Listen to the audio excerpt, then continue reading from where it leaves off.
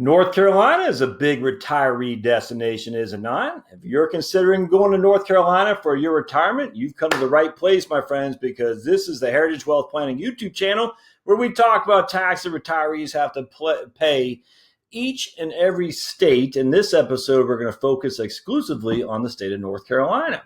Hey, if you like the content here, don't forget to hit that little subscribe button down below there, the little red. It's not very conspicuous, but just click on it, subscribe to be notified of future content. You want to click on the bell right down there as well, the little bell to be notified of future content. So let's dive into the great state of North Carolina and see how they tax retirees. And I had a feeling that it might not be as favorable as we thought. So here's the South. And guess what's the one blue in the whole South? Arkansas and North Carolina. And North Carolina sticks out like a thumb. Now, it's not dark blue, so that's good. But it is light blue, which means it's least not tax favorable. All right, so let's see why that is. Don't know why. Let's find out, though. So North Carolina, not tax friendly. That means it's in the second lowest of the quintiles for friendliness states for retirees. The state has switched from, let me close this guy out, from graduated income tax to a flat tax and eliminated a number of breaks for retiree income. Homeowners 65 and older may qualify for an elderly or disabled exclusion. My inclination, you got to have not very much money to get that, but let's find out. The sales tax is 4 3/4, and localities can add as much as 2.75, which means the average combined rate is right under 7%, coming in at 6.9. Groceries are not taxed, but a 2% local tax is levied on, it's taxed by the state, 2% on groceries. Wow. In January 2016, the state made a wide range of services such as cable setup, clothing alterations, and ammunition reloading taxable.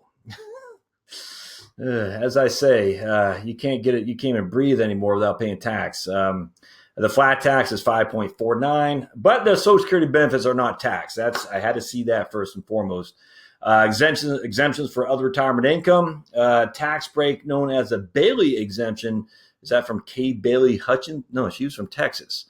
I don't know who the Bailey exemption is, so I don't know. Remains despite the elimination of previous tax breaks. This break exempts from taxation certain retirement benefits received by a state or federal government retiree. If the retiree had 5 or more years of credible services as of 12 August 1989, railroad retirement is not taxed. All right, so this is benefit is if you are this break exempts from taxation certain retirement benefits received by a state or federal government retiree. All right.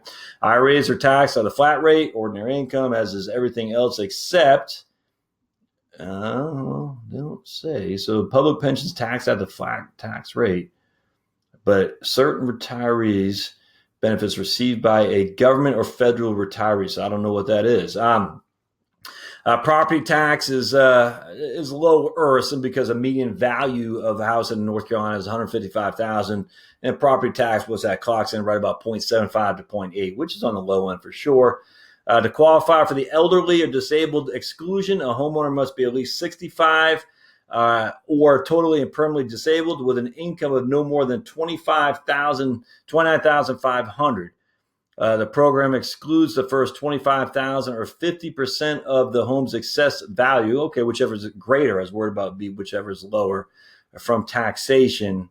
The state circuit breaker tax deferment program limits property taxes to 4% of an income for those 65 or older who make less than $29,000 for the year, and that doesn't say if it's gross or a taxable income, so it could be a pretty significant difference there. So basically, I'm just going to assume I guess we got to assume that's gross income. So if you're making gross income $29,500 or less, it looks like you have some pretty good exclusions actually from property tax. But the property tax, to be honest with you, isn't that much to begin with. So, but you'll take it. We'll take it. No getting around that. Registration is 3% tax due when the title is transferred, which is going specifically to the maintenance of North Carolina highways. Yeah. Okay. Property, like the gas tax, goes to the highways too. Yeah. It goes to general fund, my friends. Prove me wrong, that's fine. I have a hard time believing the revenue from these things does not make it to the general fund.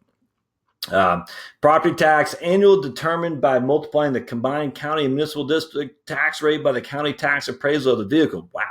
For example, in Wake County, Raleigh, a vehicle worth $20,000 would be taxed at $252 each year. Wow, that's and on top of that, 3% tax due when the title transfer. So it costs you on this car right here, $600, and then you got to pay $252 each year after that. That's not cheap. No inheritance or estate tax, so that's good. Let's see what tax foundation 5.499 individual tax rate. And they put North Carolina 9.8 in overall burden, which ranks them 20 in the top 20, and we want to be in the bottom 20. April tax freedom day is April 16th, which this is good. We want to be the top 20 here, but I think it's because the property taxes are pretty low.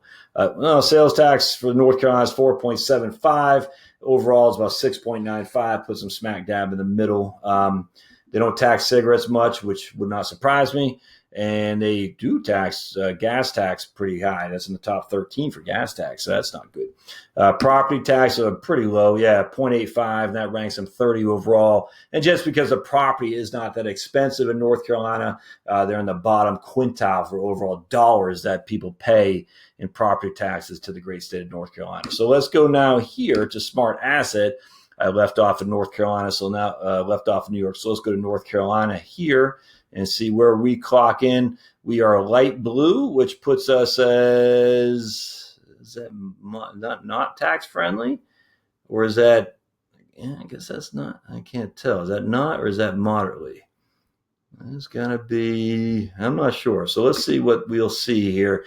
If they don't tax Social Security, it can't be least tax friendly. The fact they don't tax Social Security is a big deal. So let's start as we do with $25,000 of, let's see here, $25,000 of Social Security, $25,000 of IRA income, and see what we got. So we have $50,000 of income. You pay $449 to the state of North Carolina. So that's not bad. So let's jump up and say we have $50,000 of Social Security, $25,000 of IRA should be the same because they don't tax benefits. It is the same. And let's do this, $25,000 of income and from Social Security, but $50,000 of retirement income. And let's see what we got here. Should jump up quite a bit. It does. Yeah. So it jumps up almost 400. Was that almost? Yeah. 500%. Wow. So just that difference in income is a significant tax hit to you in North Carolina. That's for sure. Now, if we go 50-50, I imagine it's going to stay the same just because they don't tax Social Security. And no. All right. So they're going to get you on your retirement income. No other way around that, my friends. No other way around that. They're going to get you there for sure. So just keep that in mind. In fact, look at that. So, I mean, if you got $100,000, actually, I wanted to try something else here. Let's try this, $25,000.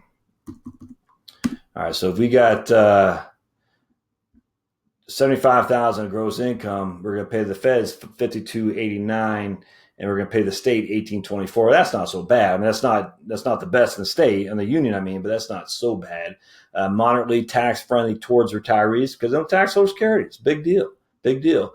Withdrawals from retirement accounts are fully taxed, and private and public pensions are fully taxed, except for whatever that Bailey exemption is. I don't know what that is.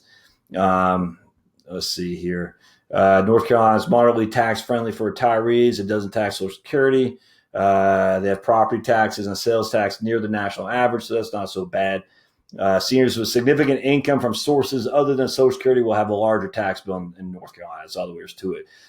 So again, just kind of goes to show you that you really, if your primary amount of your income comes from Social Security, you got to find a state that doesn't tax Social Security. First and foremost, because if they're taxing Social Security like New Mexico, you're going to pay a lot of taxes. Other forms, we talked about other forms of retirement income, all taxed. Property tax is relatively low, or I should say smack dab in the middle, as are sales tax. So by and large, North Carolina is not fantastic. Certainly better than what I was to believe. The Killingers, where it showed us North Carolina was in the blue, where everything else in the South was in green or light green. But at the end of the day, if your primary income is Social Security, you got a little bit of retirement assets, and you have a just regular home, you're going to be okay for sure. So I hope that helps, my friends, with this great state of North Carolina. As always, don't forget to subscribe. Thumbs up are always helpful. Thumbs up always helpful for sure. And again, as I always say, I love to hear comments because it helps. Again, I only live in Georgia.